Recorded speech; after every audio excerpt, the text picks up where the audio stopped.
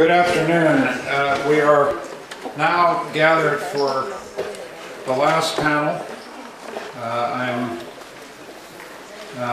delighted to tell you that Mario Vargas Llosa is at this very minute speeding into Budapest, so we will have a keynote address from Vargas Llosa at 5 o'clock. And until then, we have an extremely important panel, which I won't introduce in any detail. I'll leave that to Provost Mate. Just to say, to repeat something I said this morning, I think it's very important for CEU to never forget that in the midst of our difficulties, they're not exceptional, they're not unusual.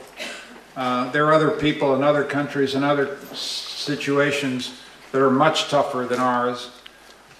We've had magnificent displays of solidarity and gratitude from universities around the world. Just as this morning we acknowledge the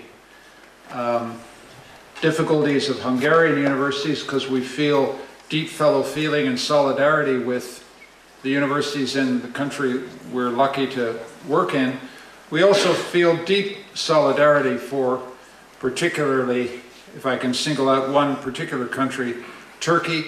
One of the things that is a great credit to the student body of this university is how early, how urgently they've raised the issue of the menace to academic freedom in Turkey. We have many Turkish students, we have some Turkish faculty here. They have felt electric anguish and concern about what's happening in a country with a great intellectual tradition. And this panel is a panel, and we will do what panels do, but it is also an expression of our symbolic concern for the fate of our fellow professors, students, alumni in other countries. And it's an enormous pleasure to have this panel here this afternoon, and we will go until a little after 4:30, and then we'll come back and conclude the day with a keynote address. I'll hand over to Livia. Thank you very much, Michael. Good afternoon. As Michael already announced, the good news is that this is the last panel of the day. The other good news is that Mario Vargas Llosa is coming, so it feels a little bit like, there is going to be a great concert and Scorpions is coming, and before, the main part of the concert there is a local orchestra playing on the Where the girl band, the boys? Not at all, not at all. Actually, I am joined by an outstanding group of scholars, and I should also say they are not only scholars, and I will introduce shortly each of them, but they are people with an outstanding and long administrative experience. They worked in their institutions and in several institutions, not only to manage internal activities of those institutions, but also had to manage relations with the state, including matters of academic freedom and university autonomy. So just to introduce briefly the members of the panel, Ayşe Kandioglu, Nirmala Rao and Catherine Stimson. They currently work in Turkey, Bangladesh and New York, Abu Dhabi. This is not one city, these are two cities, respectively. I try to pronounce the name of Ayşe. I will try again, Ayşe Kandioglu.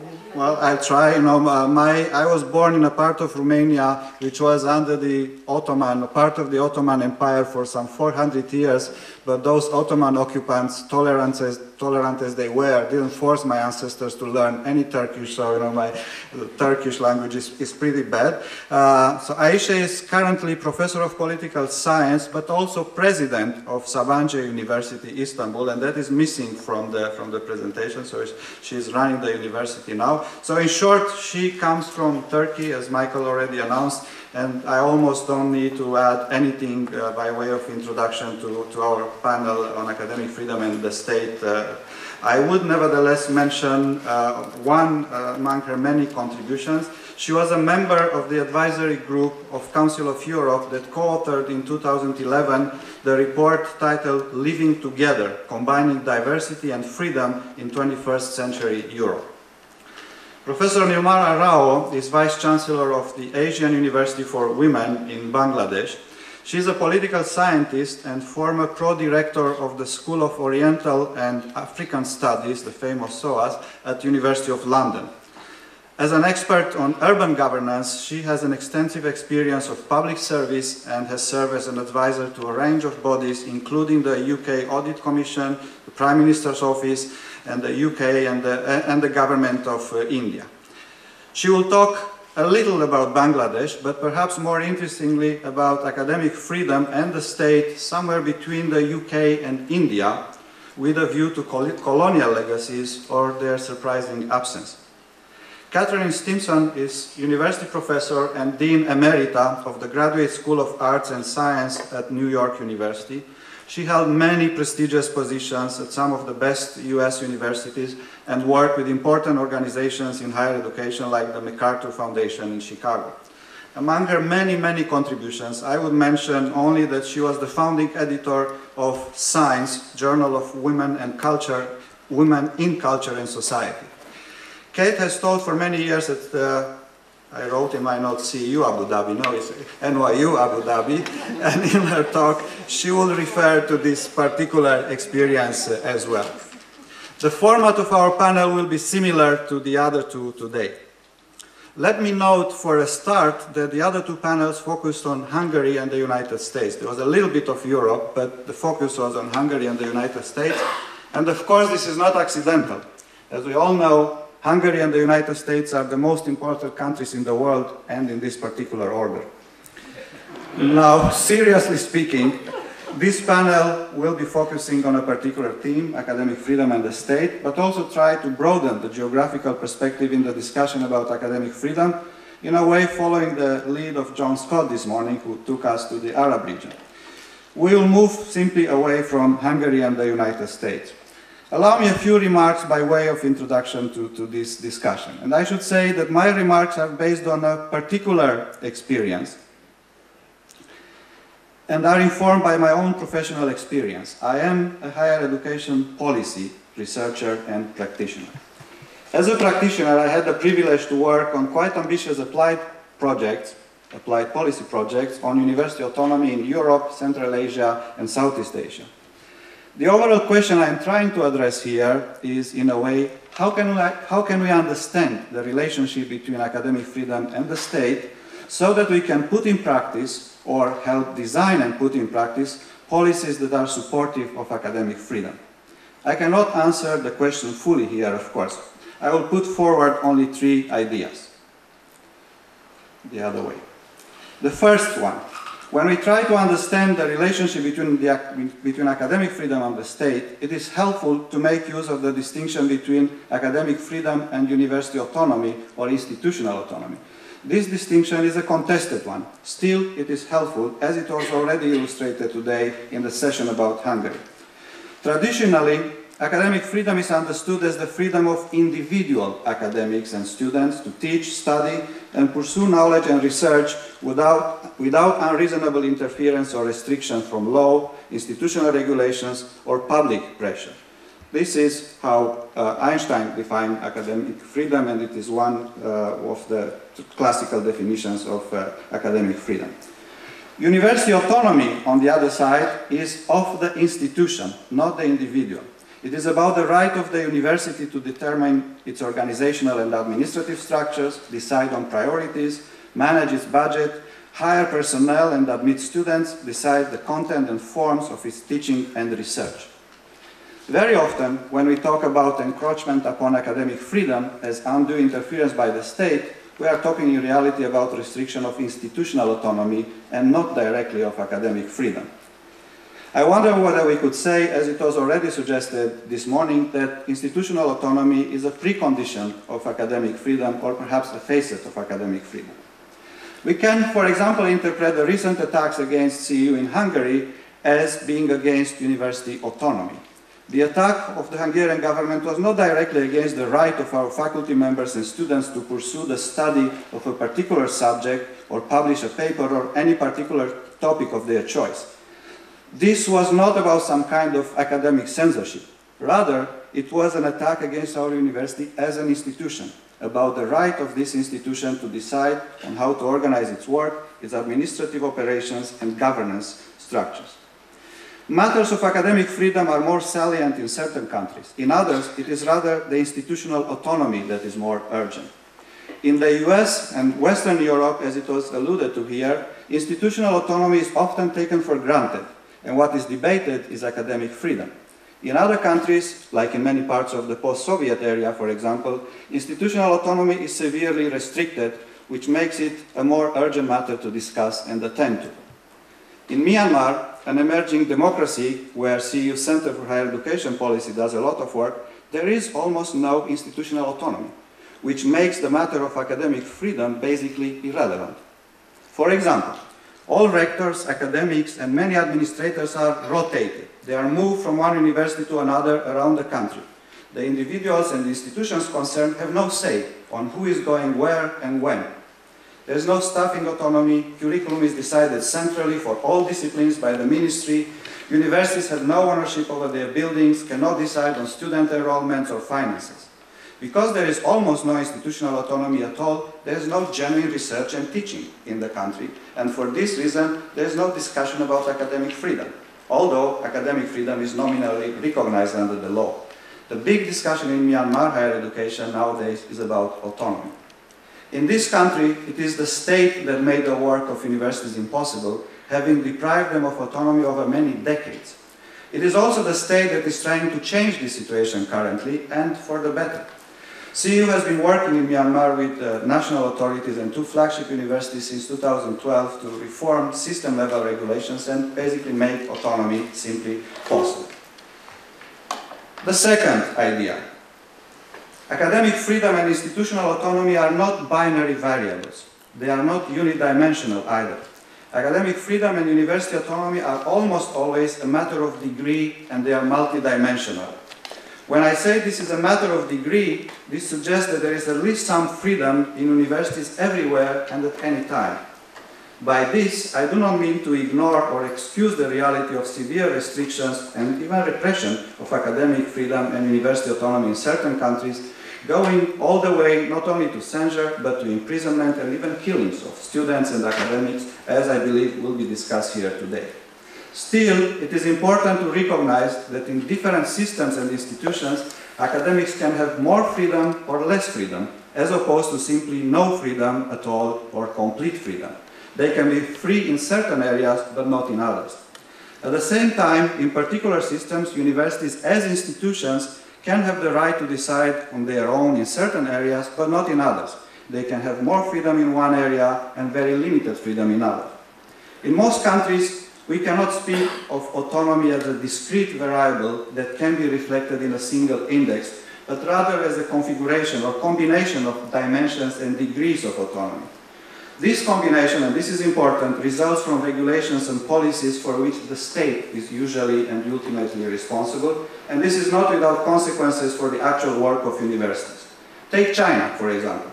Chinese universities have large financial autonomy and significant academic autonomy as well. What they lack, according to verifying research by Chinese scholars, is the right to decide on their own long-term priorities and strategic orientation. They lack the so-called strategic autonomy. Overall institutional direction is decided by state authorities from the outside, from time to time, in ways that are difficult to anticipate for the institutions. As John Scott, who just went out, said today, citing, I believe, Dewey, Chinese universities are given something like powerful cars by the government and a lot of money to buy gas. But they are also given a map by the same government with only one highway. They can go up and down and can never explore other avenues other than what is on the map. This explains, according to these Chinese researchers, an interesting phenomenon. China has overtaken the US in terms of number of academic publications by now, but it lags behind in producing genuine new knowledge that shows creativity. If academic freedom and institutional autonomy are not binary variables, not a yes or no, 1 or 0, does it mean that academic freedom eventually can be never fully repressed? This is an interesting question. Let's take the case of Russia for a second, a hotspot on the global map of the fight for academic freedom and autonomy. And I should say we regret that several colleagues we invited from Russia to join this panel were not able to come in the end. We invited colleagues from the European universities of St. Petersburg. But let me illustrate the situation and look for an answer to the question about the eventual impossibility to restrict fully academic freedom with two examples. And I will take one of the examples from the research of one of our students. And I should probably apologize for citing the work of a CEU student. Her name is Liza Patapova. I'm not even sure she's here. Apologize for citing a student at the conference where the main references are Kant, Dewey, and Wilhelm von Humboldt. It is just that her research is fascinating. And she noted, for example, that there are different types of freedom and they receive different treatment in Russia. Academic freedom is tolerated. Freedom of association is restricted. Freedom of speech is also severely restricted. Why is it so that the government tolerates, even encourages, within certain limits, academic freedom? And the answer to this question is her research, which she hasn't done yet, but it is basically because the government, the Russian government, call it the liberal regime or authoritarian regime, expects something from universities. And this is to produce knowledge that is good for economic development, for social mobility, also for symbolic reasons. Now there is a policy by of the Russian government to have, I believe, 4 universities in the first 100 in the world by a certain time. And universities cannot deliver all this without autonomy. And therefore, Russian academics are allowed to exercise academic freedom within certain limits. As soon as they confront the government or challenge the government, that's the limit. But other than that, they can exercise their academic freedom. And we have seen this different treatment in St. Petersburg. The colleagues at the Higher School of Economics do wonderful research, publish their research. The university is flourishing. Their colleagues in the same city at the European University, they are not allowed to do what they wanted. So, there's something like a discretionary treatment of universities and academic freedom, but still academic freedom does exist in Russia, as it exists in other regimes that can be considered authoritarian. And I will give one other example. We all know about the higher education miracle in Singapore. These good Singapore universities have been created top-down with a lot of financial support from the government, but basically without any institutional autonomy. They were not autonomous universities. That has changed, again, because the government expected something from the universities, had certain objectives, and they realized universities cannot deliver without autonomy, and now basically all great Singapore universities describe themselves as autonomous. They almost have it in the name. Under the name of the university, immediately they say autonomous university. So, this tells us something about the degree to which the state can tolerate, even encourage and support academic freedom, institutional autonomy in non-democratic regimes. There's also the question, and I don't know the answer, can academic freedom be completely suppressed? And the example I have in mind is science in Soviet universities during Stalin's time.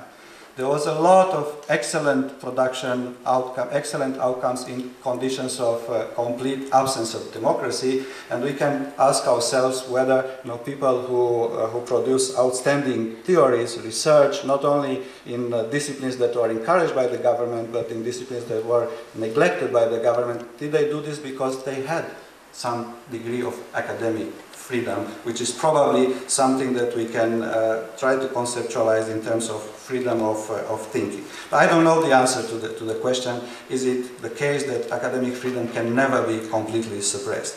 The third and last idea, universities need a state around them. They cannot operate well without state institutions and regulations to protect and make possible their work, including academic freedom and institutional autonomy.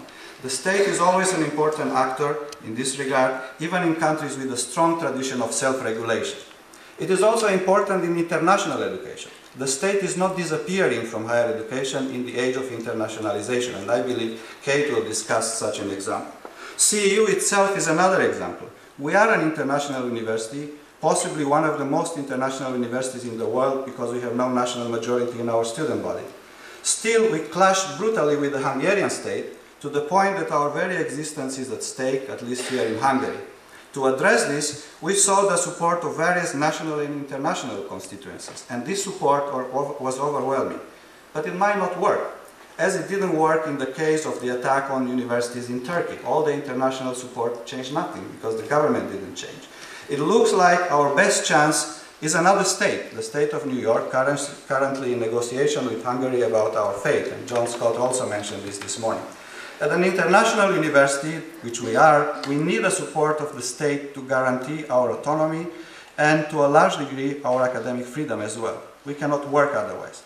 So what are the main lessons from this and other experiences, including CEU's work in other applied projects in Kyrgyzstan, Kazakhstan? We are also part of the EUA autonomy scorecard that was presented here. So I think what we learn is something that might not be comfortable and easy to accept. It might also be wrong, I'm not sure, but it is a reaffirmation of the old Humboldtian principle. It is the responsibility of the state to protect the university, to ensure its autonomy, and also the conditions for academic freedom. But there is something perhaps even more frightening here, and if I am proven wrong, I will be only happy to accept it. There is no other institution, force, or actor in the society that can ensure autonomy. It is only the state. It is not the civil society. See demonstrations in Hungary, large as they were, they didn't change much. Not the international organizations. See the Council of Europe or European Union pressure in Turkey and Hungary. And it is not the international community or the court of the public opinion. See again Turkey, or I don't know, the situation in Serbia on Milosevic changed the higher education law. International support and pressure didn't change the situation with regard to autonomy. This does not mean that civil society, international organizations, or the universities themselves don't have a role and responsibility. But the key, I would say, is in the hand of the state. The state can turn it on and off. The second lesson or message is that if we want to address issues of university autonomy, to have better arrangements for university autonomy as a precondition for academic freedom, we need to engage with the state.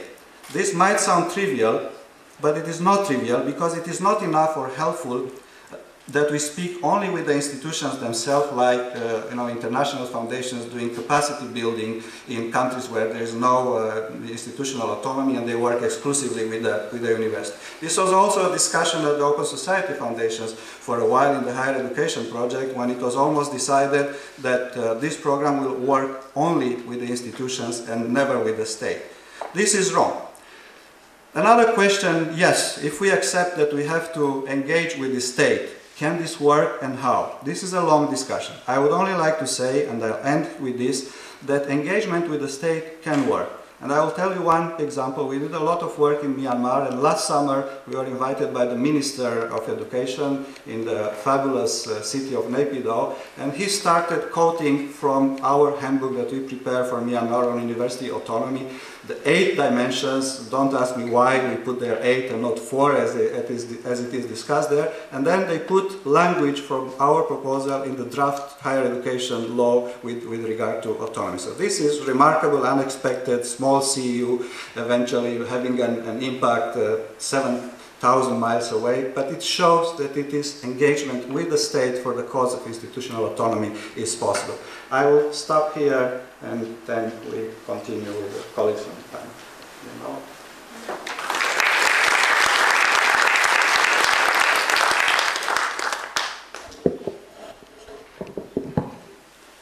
First of all, I'd like to thank the President and Provost for giving me an opportunity to come here and be part of this wonderful symposium. I just want to say I'm not an expert on the topic, nor can I offer any grand theories of academic freedom, unlike my colleagues here who are real experts. But what I hope to do is to offer some reflections based on my experience of having worked both in the UK and India and studied in both countries. Forgive me for not speaking much about Bangladesh, because I've just completed my 100 days, a very eventful 100 days, and I'm sure more eventful than perhaps President Trump. AUW, Asian University for Women, is not a private university, nor is it a public university. It's an international university. funded predominantly by individual donors, corporations, trusts and foundations. And at the moment it's been 9 years since its establishment, and it's enjoying considerable academic freedom. It's got trustees from all over the world, but chaired by the former Foreign Minister of Bangladesh, and it's got 2 ex officio members who are Education Secretary and Secretary for Foreign Affairs. Apart from that, we have faculty who are, nearly 60% of our faculty come from abroad, primarily North America. So I can comfortably say that AUW as an institution currently enjoys immense academic freedom. But that's not to say that other universities in Bangladesh are in the same fortunate situation. So as I said, I'll just focus on India and UK, and when I say India, I mean the Asian subcontinent that includes Bangladesh, which is not very different to what happens in India. Academic freedom is under threat in both these countries, in the UK and India, and the crises range from academics being subject to severe sanctions, including suspension, firing, imprisonment, or even violence. At the outset, I think it's important to note that in England, freedom, though no doubt just as real, is much more intangible than elsewhere globally. This is because there are no formal guarantees of liberty in British Constitution. But despite this, academic freedom is always taken for granted. And freedom of thought and speech is the most prized civil liberties of the Englishman. But there have been growing pressures recently which may be political or social, but not religious, as was in the past. Religious pressures were, for a long time, a more serious menace to academic freedom in English universities than were political. But for all practical purposes, they have ceased to be of importance. They were an outstanding feature of the middle years of the 19th century at Oxford and Cambridge, or even while setting up the University College London or King's College in 1828 and 1832, or indeed Durham University in 1832. But those who created the new universities of the 20th century took the view that universities should be self-governing, autonomous institutions. But in most European countries, as we all know, on the other hand, universities have been state institutions, and professors and teachers, either civil servants or in the last resort, can be subjected to state control. But with the return to quasi-normality over much of Europe, an uneasy academic freedom, as we all know, has been making a comeback. Underlying reality of state power, however, well understood. In some countries, its cramping effect only too obvious. Pressures in the English context are changing. The rapidly increasing financial dominance from central government, including pressures of growing expenditure and pressures from the House of Commons. And more importantly, preponderance of business interests in universities who fund research projects, who reasonably cannot provide all the money without any strings attached. And although it's increasingly difficult to judge how far this imponderable pressure on the scientific and technological departments of British universities has become, over time, a menace to academic freedom. More recently, the changing nature of funding for UK research, in particular the dominance of the research excellence framework, the economistic approach of the research councils, and the commercialization of research, all dictate priorities and determine the nature of dissemination of research findings into the public domain. Likewise, the teaching excellence framework dictates the level of fees universities can charge, which in itself depends on how well institutions perform on a range of quality measures. As I speak, the results of the teaching excellence framework were just released this morning. The question I think we have to answer is how far the existing arrangements within the universities in fact ensure academic freedom. To the extent that the terms and appointments, conditions of appointment and dismissal of their staff remain in the hands of the authorities, they can seriously curtail freedom.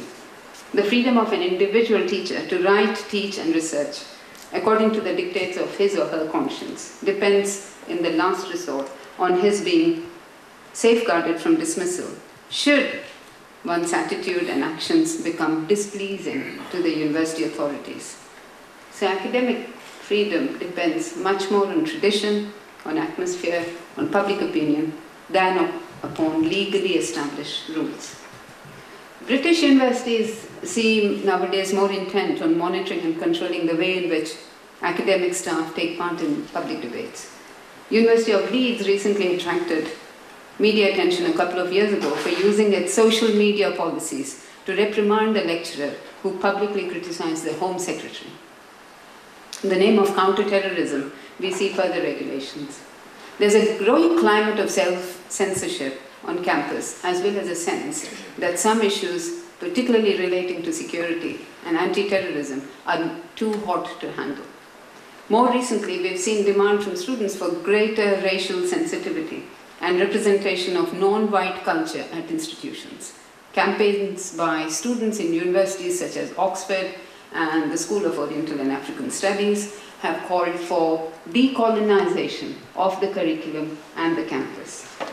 At Oxford, protests to remove the statues of colonial figures like Rhodes and Christopher Codrington, while at SOAS, the focus has been to remove white philosophers and bring the curriculum and reading lists in line with the school's focus on Asia, Africa, and the Middle East. They argue that they are too Eurocentric and ignore works by people of color. Academic freedom is also at the crossroads in the Indian subcontinent. The role of universities and the ability of academic staff to speak out on a range of issues has become a central concern. Power and control have become more centralized, resulting in a dramatic decrease in faculty autonomy. Instead of providing oversight and overall coordination, administrators are taking decisions, even academic decisions, with less input from faculty. Faculty who openly disagree with administration can be subjected to retaliatory action, actions that are generally supported by courts. One byproduct of this is the appointment of people to academic positions who support governmental policies.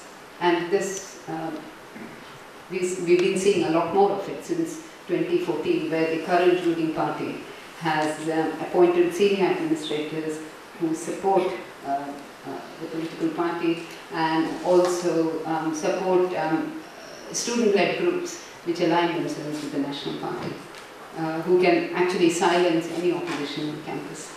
So those who fall in line behind the current government's policies and those purged from their positions who do not necessarily agree with policies of the day. Although free press and democratic elections are the norm, free speech is circumscribed to conform to cultural and religious mores. Documentaries and films exploring religious conflicts have been withdrawn on many campuses after individuals received threats. Controversial issues confronting society, such as caste and gender-related issues, frequently create a climate that manifests itself in a lack of support or validation for research. The result is that academics develop a sense of what they are able to investigate and what they are best left unstudied and unquestioned. Just a couple of examples. The award-winning book on the Hindus by a former president of the American Academy of Religions, Wendy Doniger, is banned from Indian classrooms because traditionalists view the text as an attack on Hinduism. Another of Doniger's book, on Hinduism, was also placed under review by experts before its reprinting. This practice of either banning a book or forcing a severe backlash is increasingly becoming common. What one writes and studies can result in suspension of services, public controversy, withholding or suspension of publications, isolation, and even murder. I know it sounds very dramatic, but that is the reality in India at the moment. 2 universities in India prohibited professors from addressing the media after academics made statements critical of anti-terrorism policies. The Nobel Prize winner Amartya Sen stepped down as Vice-Chancellor of the newly created Nalanda University because of what he perceived as governmental attacks on academic freedom. Scholars at Risk, the human rights organization devoted to the protection of academic freedom, has published numerous accounts of Indian academics who've been arrested, beaten, and in some instances imprisoned or killed because of what they've said in the classroom or what they've written. So there is real fear of, both in India and Bangladesh, of vigilante action for unpopular or uncommon ideas in both countries. The curriculum in India and Bangladesh is another issue which is very centrally prescribed. Committees create courses, syllabi with readings, and professors are instructed to teach from the materials they have been created. If one wants to deviate from the curriculum, permission needs to be granted by the faculty committee and ultimately governmental authority. The result is that an instructor who wishes to teach, for example, Salman Rushdie's Satanic Verses, or the recently banned India's Daughters, a 2015 document by Leslie Edwin about a rape that occurred in New Delhi, would be unable to use either. In cases like this, an instructor lacks the autonomy to teach what he or she believes is in the best interest of learning. In consequence, academic freedom is infringed. All these examples speak to governmental intrusion into the affairs of the university and limits of academic freedom. In the worst cases, as I said, individuals are harassed, jailed, or physically harmed. Academic freedom to teach and conduct research without fear becomes even more important in a system undergoing massification, such as in India, where the social composition of students in universities has moved from being elite, homogeneous, to a much more diverse body. And that diversity in itself brings students with different backgrounds, different ideologies, who have a very different way of understanding and shaping what academic freedom is all about. I think I just want to conclude by saying my own inclination then, I think, would be to ask, how do these developments alter the state's responsibility to protect incursions into academic freedom? Can an increasingly intolerant society actually accommodate academic freedom at all? And what are the meaning of formal liberties if the destructive intangibles can so easily erode the protections otherwise provided? With those questions in mind, I just want to say my own pessimistic bias is to say that academic freedom cannot operate in a medieval mode in a gated community. The intolerance outside will engulf every community, and the university will be no exception. And academic freedom and tolerance needs to be cultivated as public and civic virtues, without which these values will become even more vulnerable, and the shield of the university cannot protect it from the waiting assaults. Thank you. Thank you.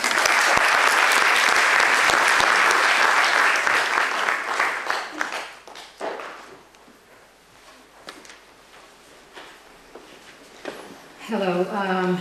It is a pleasure to be here at a university that has gathered all its resources to resist impositions in an exemplary way.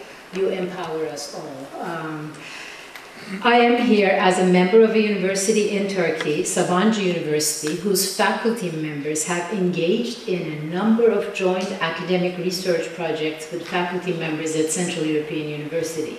We have published articles and books together and truly observed firsthand the excellent academic achievements of the faculty members here at Central European University. It's indeed a pleasure to be here. As I said, you empower us all. And of course, there are many other examples that empower us. I want to start with that good note because I am pretty sure I'm not going to end with a good note. So,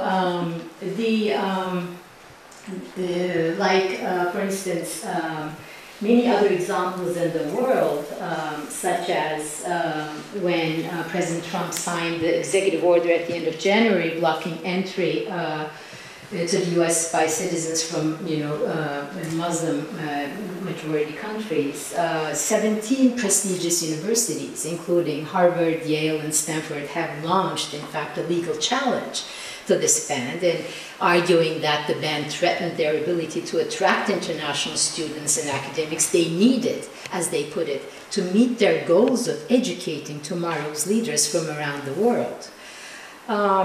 The deans, in February 2017, the deans of the Yale Law School And the Harvard Law School, Robert Post, my colleague with whom I worked for about a decade, in fact more than a decade, as part of the Middle East Legal Studies seminar, Professor Mark Aminov, they published an op-ed in Boston Globe titled "Standing Up for the So-Called Law," where they actually, it was in response to a tweet. As you know, President Donald tweets more than anything else. A tweet by Donald Trump, who mocked and referred to Judge James Roberts, who blocked the travel ban as a so-called judge. He referred to him as a so-called judge.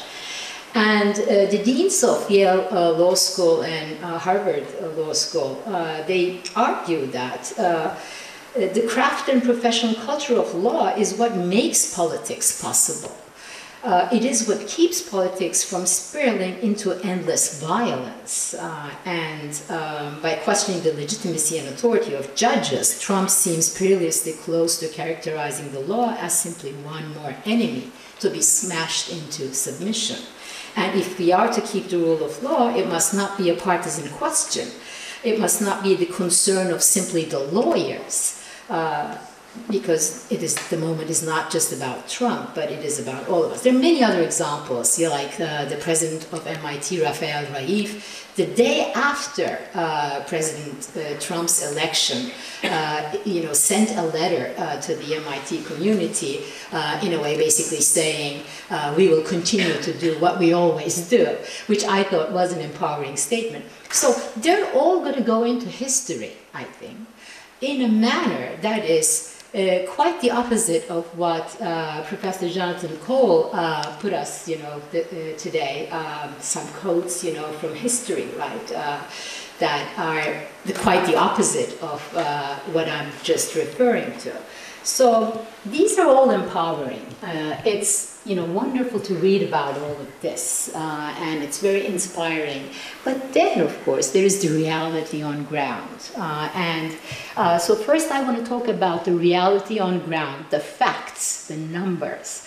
And then I'd like to put the dilemma, in front of you. What is really the dilemma that we're facing right now? As I said, I'm here as a member of the academy now, other than my university, in a country where academic freedoms have eroded and continue to erode in an unprecedented magnitude. In the course of the past year, thousands of colleagues have lost their jobs in Turkey. As you may know, there was a bloody coup d'etat attempt in Turkey in July 2016. That actually led to the death of about 250 citizens, most of whom went out to the streets to stop the coup. Since the failed coup d'etat attempt of July 2016, so not a year really, it hasn't been a year, over 5,000 academics in public and private universities have lost their jobs. Some of these academics have signed a petition, they're called the Academics for Peace, in January 2016, calling for peaceful resolution of the conflict, of the conflict and an end to the ongoing atrocities against Kurdish citizens in the southeastern provinces of Turkey, by saying, we won't be a party to this crime.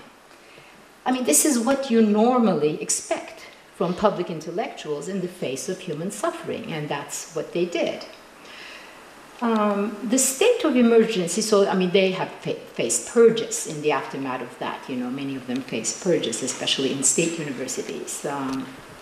My university is a foundation university. It's, like a private university. It's not exactly a private university, but it's founded by a foundation. So it's not a state university. The state of emergency in the aftermath of the failed coup attempt in July, was followed by purges in state offices and the academy. The biggest purge came, I just spelled out the number, about a little more than 5,000. 5,200, it's around that. There are various sources, so you have to look at various places to gather this data. The biggest purge came on September 2016 when 40,000 public employees were purged, and within that number there were 2,346 academics who were purged from various universities in Turkey. So there are these cycles, the last one was in April 29, a short while ago, where 484 academics were purged again from various universities. Now, all these purges were realized through executive decrees that are, as we all know, prevalent measures in states of emergency. And Turkey is in a state of emergency at the moment, legally speaking. After the July coup d'etat attempt, 15 universities with alleged links to the religious community, which is accepted by the state authorities as the main culprit behind the coup d'etat attempt, were closed, literally closed. Many colleagues were imprisoned. Some are unable to leave the country, for their passports were declared invalid. There has been 2 cases of suicide that resulted in death.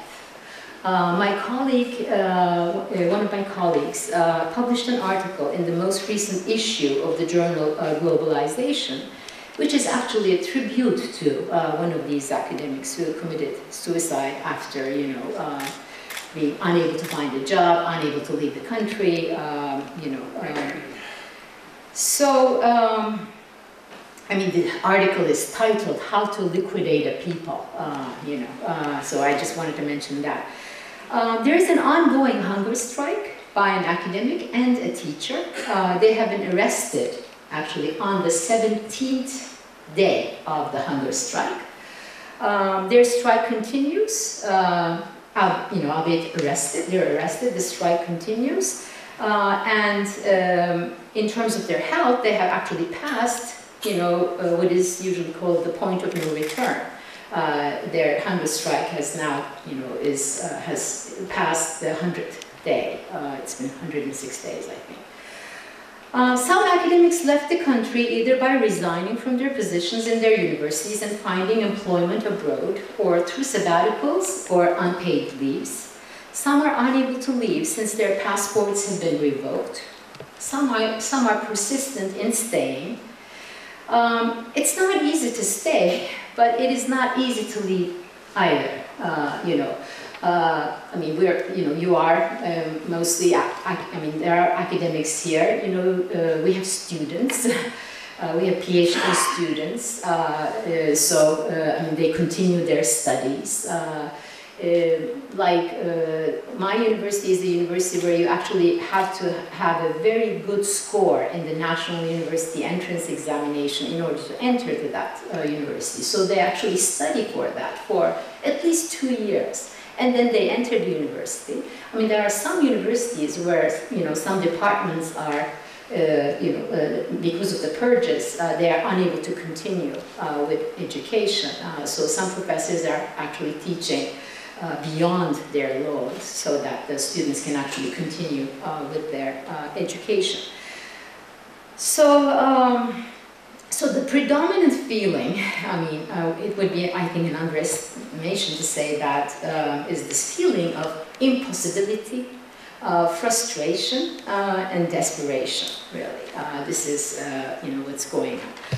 Of course, there's no doubt that this is not the first time in the history of the Republic that the members of the academic community are facing challenges. There has been many moments in 1933, in 1948, after the 1960 military coup, after the 1980 military coup, there has been moments like that. But then, of course, even by the standards of these past, troubles, the academic purges that exist today are, of course, quite different in terms of the scope and the intensity and the magnitude, of what is going on. The numbers are incredible. Secondly, so first, the difference of what is going on right now compared to what has been experienced in the past is, first of all, the magnitude, and secondly, of course, the atmosphere of impossibility that was created because the state authorities annulled the passports of many of the purged academics and made it unfeasible for them to leave the country and accept employment offers in other countries. I mean, this didn't happen really in the past. So in the words of one of my colleagues, those who are purged from public institutions are virtually sentenced, you know, the expression now is to a civilian death without trial. They cannot take up public office anywhere else, cannot be hired by private institutions due to fear of retribution from the government, and cannot seek employment abroad as they are barred from leaving the country. If I can put it in a nutshell, you know, this is the reality on the ground. Now, let me try to, I mean, in terms of numbers, the magnitude, you know, the feeling of impossibility that the academics are experiencing at the moment in Turkey. Now, what is the dilemma? I mean, I'm going to try to express the dilemma as good as I can, really. Professor Matei just referred to a report that you know, we published. Actually, there were 9 of us, and we published a report for Council of Europe. You know, basically combining diversity and freedom was the idea. Living together in 21st century Europe was. I mean, this is like back in 2010. Okay. And in the part on, you know, freedom of expression in that report, you know, we attracted attention, of course, to the problems in Europe in terms of, you know, I mean, like when devout believers in a religion, they can be deeply hurt or feel, you know, that their identity, their community is being victimized in some cases. So what to do with the idea of you know, freedom of expression in such situations, which seems to be, you know, at the heart of the problem in Europe. So I'm talking about not the ability to criticize religion, which is, you know, there's no problem there, but to you know, hurt the feelings of people who are religious, which are 2 different things. Okay. And at the end, you know, the part on freedom of expression in the report, we basically said that freedom of expression should therefore be exercised responsibly and with due consideration for such feelings. But then we say, but it is not the province of the law or the public authorities to enforce such consideration.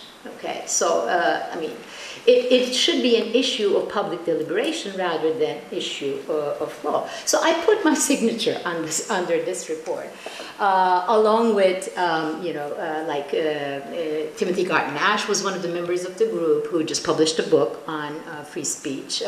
In fact, we had a book review of his book in February in Istanbul, and the title of the whole thing, we called it Reading John Stuart Mill in Istanbul, which is a, you know, whole, I mean, he has a chapter in the book, Reading John Stuart Mill in Beijing, he says, so we kind of took it from there. But, so from here I want to approach to explain what I'm thinking in terms of the dilemma. Of course, I have to say, I mean, I'm very well aware of the distinction that Professor Scott put this morning between the difference between you know, freedom of expression and academic freedoms. So I am talking about actually freedom of expression right now, knowing that distinction. And when people who study the issues of free speech refer to setting a high standard in free speech, the referral is almost always, you know, the freedom of speech of those with whom we disagree. Whom we even find, you know, to a certain extent distasteful, okay? Such as, you know, always the example that I give is the British historian David Irving, you know, who basically says that the Holocaust didn't happen, or it's an exaggeration. I think he says something like that. But then, of course, he was sentenced to prison, right, in Austria. So I mean, is that necessary? I mean, can you just maybe laugh at that and go on? So there is a tradition like that, to think about the ideas of those that you find distasteful, okay, that you completely disagree with. In fact, you kind of find laughable, maybe, Other examples, like the leader of the Freedom Party in Netherlands, Geert Wilders, who argued that Quran should be banned, for instance. Once again, one could disagree with him, but is it necessary to try to get him imprisoned?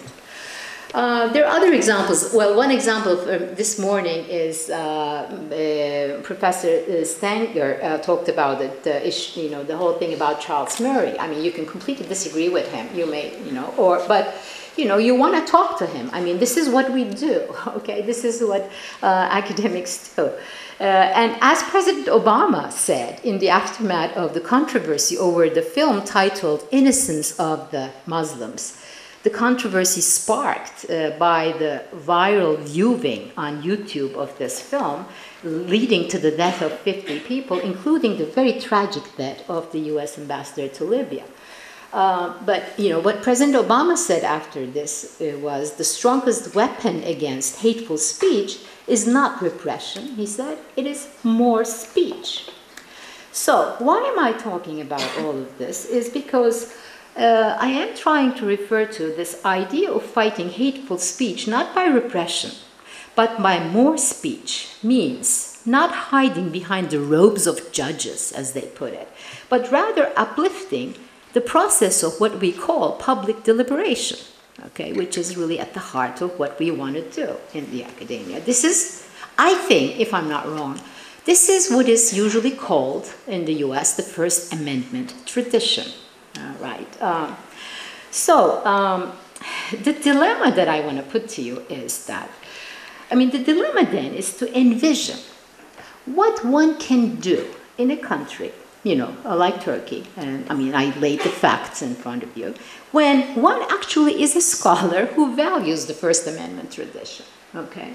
What do you do as such a scholar when you actually encounter executive decrees that lead to the purge of thousands of academics, closure of universities, travel bans for academics? What do you really do when your ideals and the reality on the ground are at dramatically different levels, and in fact, oceans apart?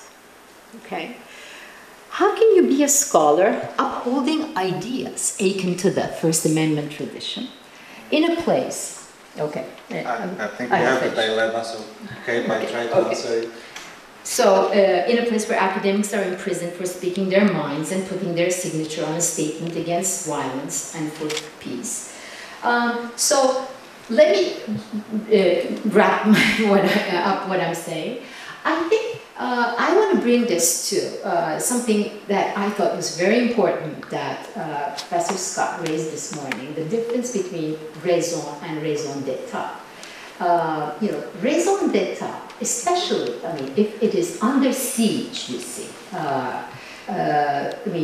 basically, makes it impossible for reason to live, okay? And what I'm getting at here is, I am, of course, talking about the state. These are state acts that are leading to these things, okay? But then, there is also some kind of an acquiescence to that in the society. So that's what I'm actually trying to get at. So, I actually published a book back in 1998, I think, comparing the ideas of the concepts of will and reason. Okay, and there is a lot of will, really, but reason is really something that we want to uphold, actually. So everybody ended their talks in the previous panels by saying what to do. I think as academics, we want to show to the world that we want reason in the Kantian sense, like we want to keep the channels open for discussion. We don't want to tell people what is going to make them happy, but we want to make sure they can seek their own happiness through channels. And what we want to do is really to keep those channels open so that they can seek their own happiness rather than telling them what's going to make them happy. Thank you I'm going to end here.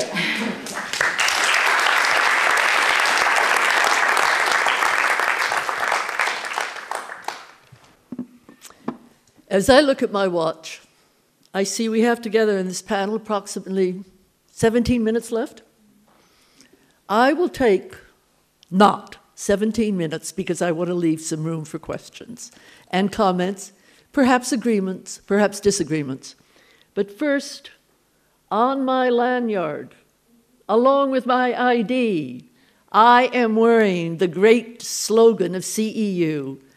And on the office that I occupy 2 months of a year in Abu Dhabi, there is a poster in English and in Hungarian reading, "I stand with CEU." So like everybody else on this panel, I want to thank CEU and OSF. I want to thank you for your courage, your stamina, your resilience, your imagination, and the fight that you are waging for all of us. So thank you. And that, of course, is faculty, staff, students, administrators, alumni, trustees, and supporters. I also want to say I was a little flip, sir, about being the girl band before your great appearance. But if I'm going to be a part of a girl band, I want these two in my girl band, and they can be the lead vocalist and the lead guitarist, and I'll be very happy just to do little riffs as their backup guitarist. Now, Leon Botstein, the wonderful Leon Botstein, said all academics are there because they're deviants. Maybe true, maybe true. I'm not going to be a deviant right now. In terms of this conference, I am going to begin with a historical allusion. And I prepared a paper, but I'm also going to be cutting like crazy, so just stick with me. But this is the historical allusion. In 387 BCE, the philosopher Plato founded a research and teaching center. I think I'm the oldest historical allusion today. He located it in a donated grove of trees, a garden, in what was then a suburb of Athens. And the donor's name, you see, it's good to have naming opportunities. The donor's name flowed over into the name of Plato's school, the Academy, and into the rubric for all of higher education, academia. And of course, as you know, among Plato's pupils was Aristotle, who went on to found his own center, the Lyceum. Then in 86 BCE, a Roman general without sufficient respect for learning pillaged the Lyceum. And centuries later, in 529 CE, after Christianity had become the official state religion of the western and eastern branches of the old Roman Empire, it was the emperor of Byzantium, Justinian, who closed Plato's Academy. He was suppressing pagan schools, pagan books, and pagan icons. In brief, the history of religious and state control of inquiry is long and deep, and as Jonathan Cole has written, the defense of academic freedom is never easy. Now, what have we learned today together? We've learned all the techniques the state and the private sector, all the techniques they have for suppressing individual academics and institutions. We've learned about why academic freedom is dangerous, why it is feared. And I think we might stress a little bit more that point about what happened to academic freedom with the massification of higher education. That more and more people came into the universities, so more and more, as Jonathan Cole urges us to do, we had to teach freely about freedom of inquiry so that families would not be frightened about the places to which they were sending their students. I don't have time to tell you a story about teaching William Burroughs, naked lunch, and a Greek immigrant father phoning me up and saying, I am not sending my daughter to Barnard so you can teach her pornography. And for those of you who know William Burroughs, you can understand the importance of his comment. We've also learned together that the resistance to control is equally deep and far more creative. And indeed, when I was an undergraduate in a liberal arts college for women, I read Plato and Aristotle without fear and with much favor. And as a tenured professor in an American research university, I am the privileged beneficiary of the extraordinary struggle that Joan Scott helped to tell us about that installed academic freedom as a bedrock. However, the subject of our panel is academic freedom in the state, and what I would love you to do, our moderator, is when I hit the 5-minute mark, come give me a poke. I teach 2 months a year at the New York University Abu Dhabi campus, which celebrated its 4th graduation in May 2017. There are others in this room who know Aziz, who know far more about the Middle East than I, others. So if what I'm about to say seems to you worse than blasphemous, if it seems inaccurate, I look forward to your correction. But something else we've learned today that pertains to what I want to say is there is a classical definition of academic freedom. This is the classical definition of academic freedom created with such agony and struggle. And in the classical definition, you have to justify academic freedom. For example, in Venezuela, if you close down all the universities, you're going to destroy an entire generation of doctors. And you can't abuse academic freedom. I can't expect my students to fawn over me and every one of my prattlings and blatherings. We've also learned that classical academic freedom is inseparable from some degree of institutional autonomy. And a final thing we've learned, though I don't think we've stressed it enough, is that since 1945, that classical definition of academic freedom has expanded. Bring to mind, if you will, the Universal Declaration of Human Rights. Bring to mind, if you will, Article 18, guaranteeing freedom of religion. Bring to mind Article 19, guaranteeing everyone the right to freedom of opinion and expression. In brief, professional academics now have a dual identity. They are professional academics who can call on the classical theory of academic freedom, but they're also professional academics who are political citizens. And I would suggest that one of the great struggles is not over the classical definition of academic freedom. The great struggle is over what are the rights of citizens, which are constantly being constricted and denied. Now, contrary to the stereotypes I have heard expressed with irritating frequency, the Gulf states are highly diverse amongst themselves and within themselves. The 7 emirates of the UAE differ among themselves. If I hear one more person tell me one more time, how was it in Dubai? And I have to say, listen, I was in rather more conservative Abu Dhabi, not the same quality of nightclubs. If I have to say that one more time, I'm going to start holding up a flashcard. And the Emirates are not Saudi Arabia. Their commonalities, they are the legatees of ancient and invaluable civilizations, but they are comparatively new modern states that have ruling families. They've often evolved, these states, out of political relations with Great Britain, and they've evolved out of the dynamics of these families. They have a high proportion of expatriate workers and inhabitants, and they are Muslim. There are difficulties now that I could not have described to you 2 years ago. One is the price of oil, which is not what it once was, which means that the ability to create and support new universities is somewhat diminished.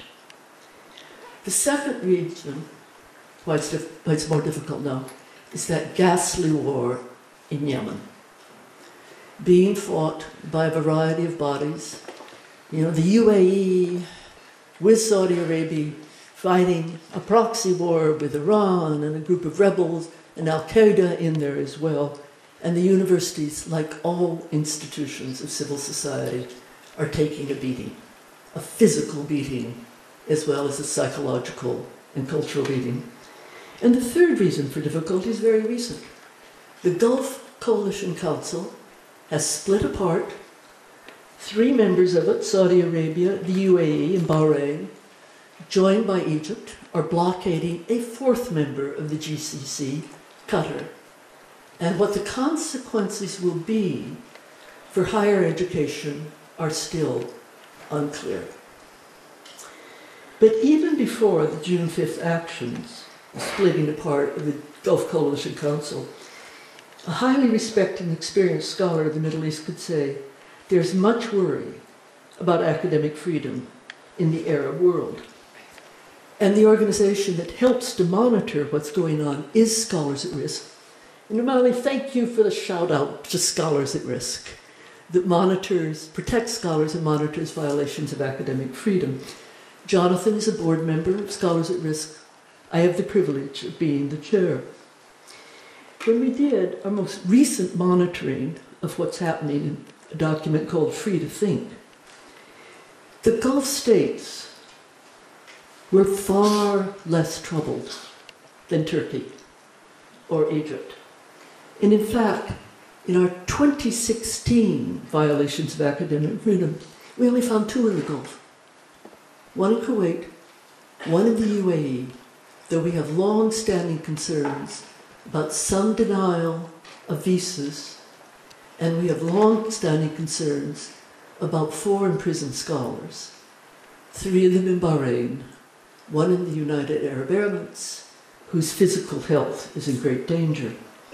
But the great entries of violations now, as you have heard so eloquently, are Turkey, Egypt,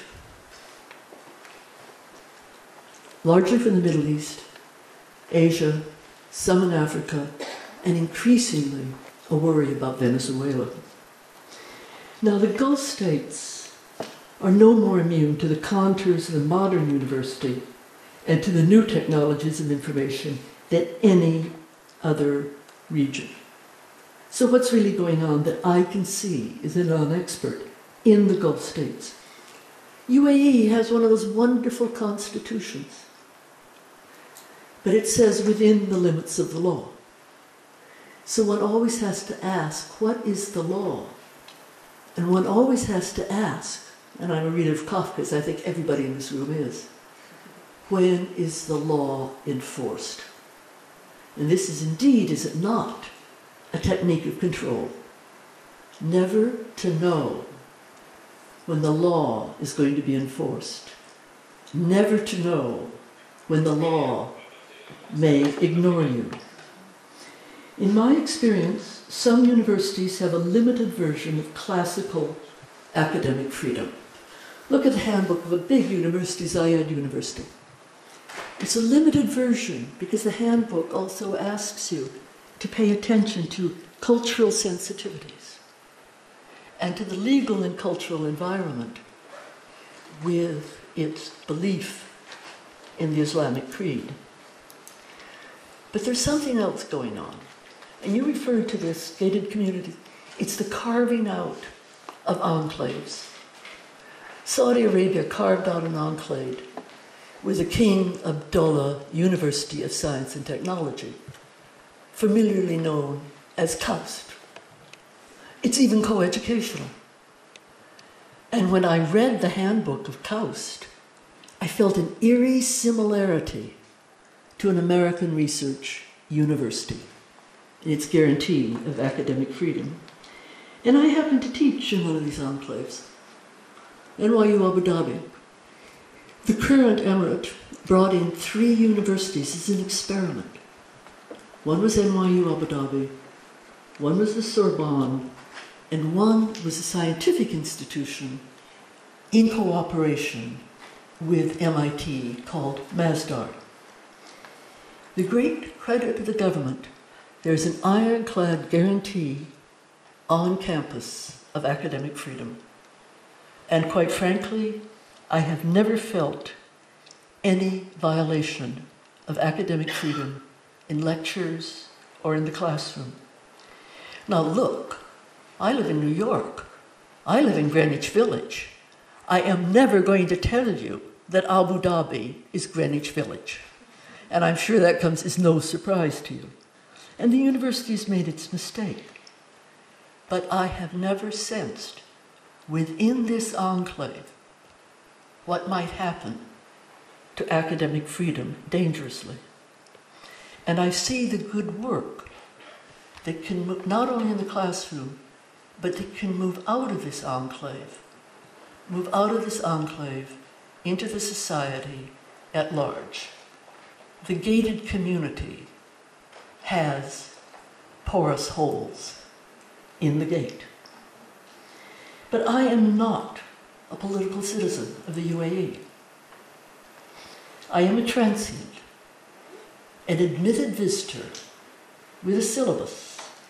I do not pretend to be a political citizen of the UAE. What am I? I am one of those academics with a dual identity that can take advantage of classical theories of academic freedom within the enclave, but I can also be a political citizen of the United States, a political citizen who believes in feminism, who believes in civil liberties, who believes in LGBTQ rights, and a political citizen who is the beneficiary of the US Constitution and Bill of Rights. I have a dual identity. Don't have time to tell you about the course I teach. It begins with a code of Hammurabi, goes on to Exodus, stresses Antigone, does a little Shakespeare in Melville, does some Fugard, does some Jabbar.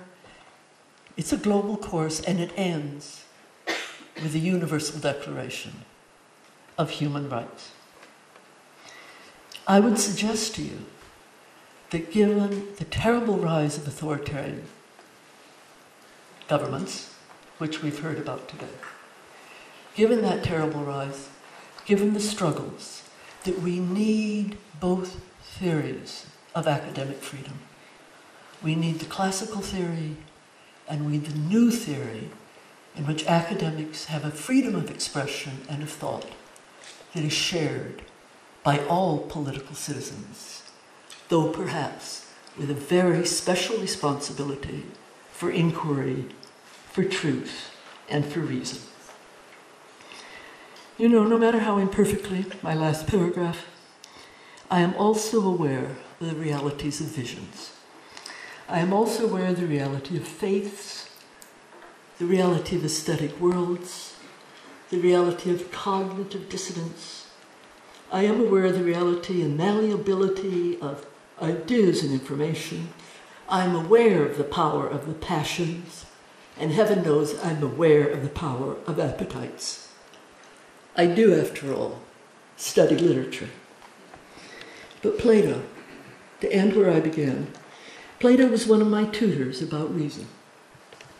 And when I first encountered the Phaedrus, I gained the ancient metaphor of the charioteer in his sweaty, intense, muscular struggle by and for reason.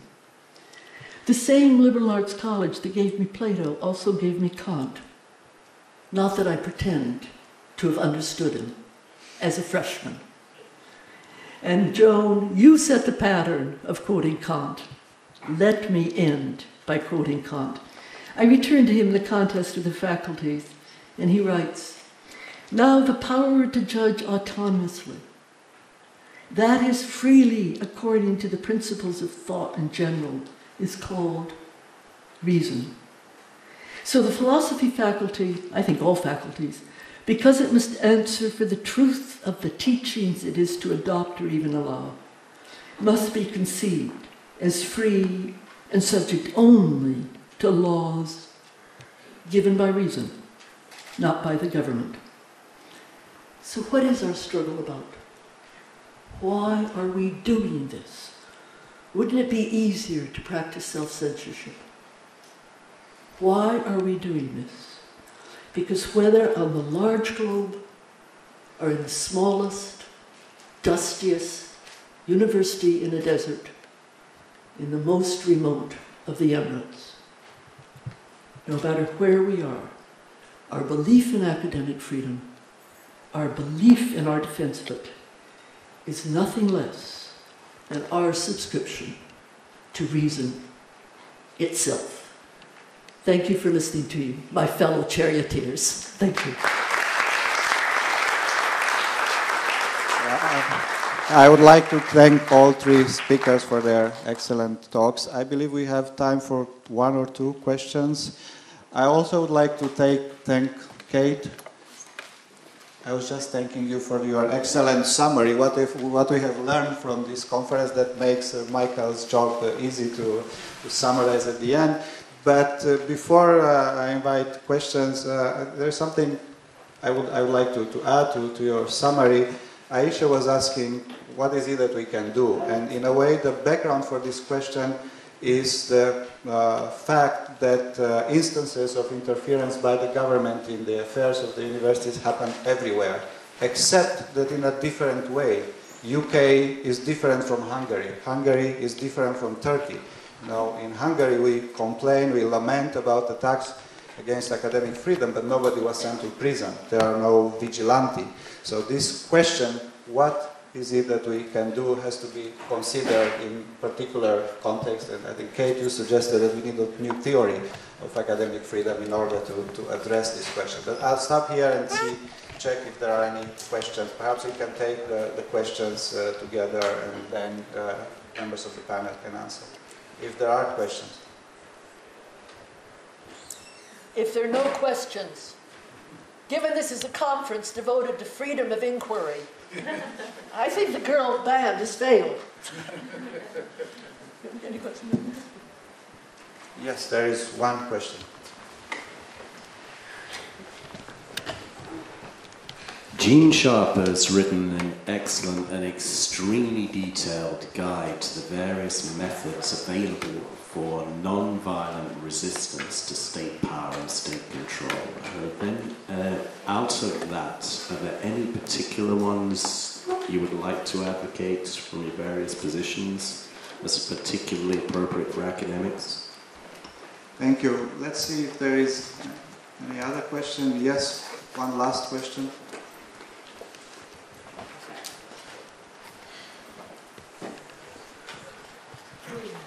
Thank you. I would like to ask about hope in improvement of academic freedom in Turkey, because so far it goes like it's just getting worse and worse. And so, Aisha, do you see some hope for some improvement?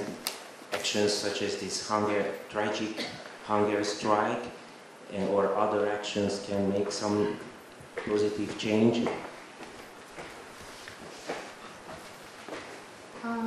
Well, as long as the law is suspended, I don't think, there's no reason to expect change, because you see, it's the state of emergency. This is what we're living in right now. So, which means the law is suspended.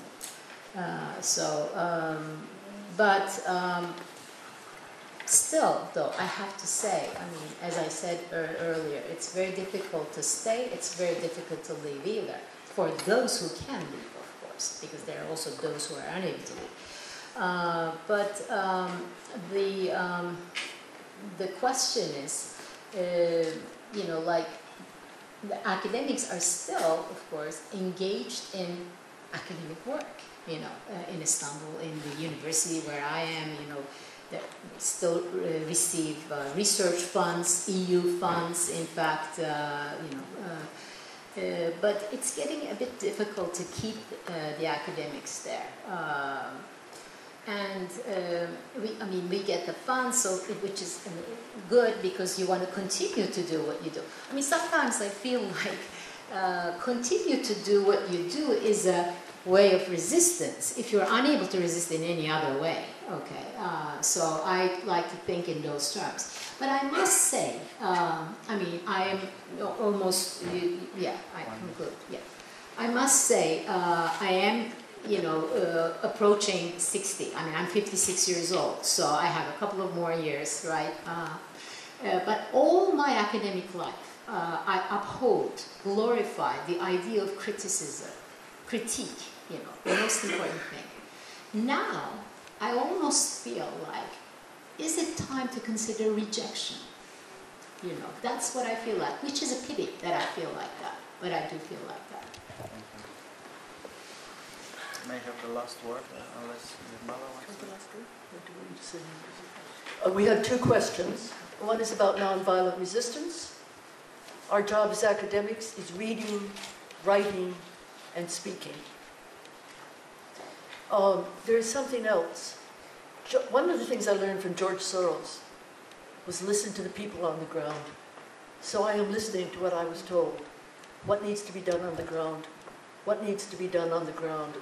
But I also think there is, for those of us who live in comparatively secure and privileged countries, we have enormous responsibility for our fellow academics. This is where globalization matters. Scholar at Risk, it has 500 universities nearly in its network. So the safe universities should be providing protection temporarily until they can go home for the scholars that must go into exile. Because if they don't go into exile, they'll be killed or imprisoned. So there is the responsibility to listen to our tutors such as Aisha. There is the responsibility, again, for those of us who are comparatively secure to provide shelter in these storms. It really is our responsibility. You say everything looks down. Yeah, but I learned that Galileo was a hero. I think the arc of academic freedom bends towards greater freedom, but I think we're in a bad patch right now. Sorry, I can't answer your first question because I'm not an expert in the literature, but I just want to make a point in the context of India and Bangladesh and the Asian countries. I have to say the institutional and the legal framework is quite sound, and we have a strong judiciary. But in spite of which the political culture, the religious intolerance, and the cultural dogmatism get in the way of academic freedom. And I personally think state intervention cannot just be passive in terms of imposing self-restraint in possible areas of its intervention, but rather it should be much more proactive in bringing the media and the political parties and citizenry to prevent actions that can undermine academic freedom and engage with the democratic processes that would enable space for democratic dissent, and together with providing resistance for intrusions into academic freedom. I think I'd just like to. Well, thank you very much to all three speakers, and thank you all for bearing with us. And I think Michael is going to announce the last coffee break. With no disrespect, because you used the phrase, I want to thank the girl band. Thank you very much for... I allow you to appropriate. Thank you. Yes, cultural appropriation. There we go. Folks, we have a short break, no more than 20 minutes. I am asked by the facilities team here. By the way, Ildiko Moran and her team have done a wonderful job on facilities all day long, and I want to thank them publicly.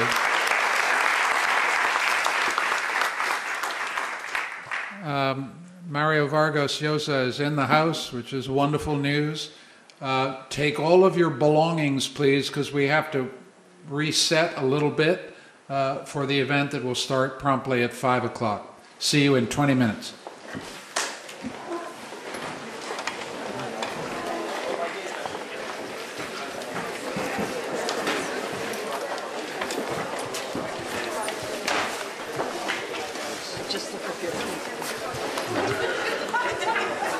Jól elszúrtam az előbb a másiknak a becsukását. Elég. Ki kell vinni a bilonglészt.